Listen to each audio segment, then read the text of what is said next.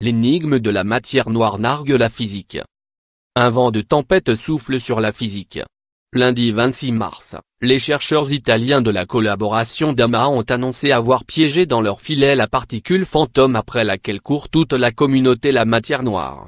2 jours plus tard, la revue Nature a annoncé qu'une équipe américaine avait observé, pour la première fois, une galaxie qui en était totalement dépourvue.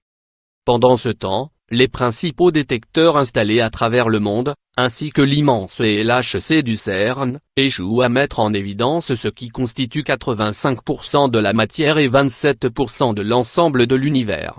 Prélude à une révolution scientifique. Astrophysicien au commissariat à l'énergie atomique, et auteur d'À la recherche de l'univers invisible, Odile Jacob, 2016, David Elbaz explique pourquoi la matière noire fait traverser à la physique une crise profonde.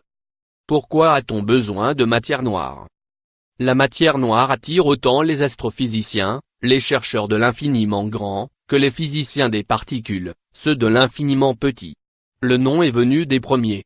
En 1933, un Suisse vivant aux États-Unis, Fritz Zwicky, 1898-1974, a fait des observations inattendues dans l'univers.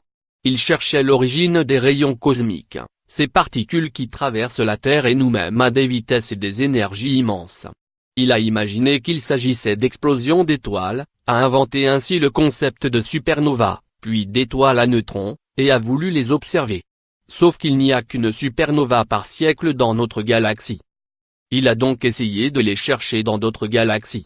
Et c'est au cours de cette quête qu'il s'est aperçu que ces galaxies bougeaient trop vite dans les amas, 1000 km/s, soit près de 4 millions de km/h.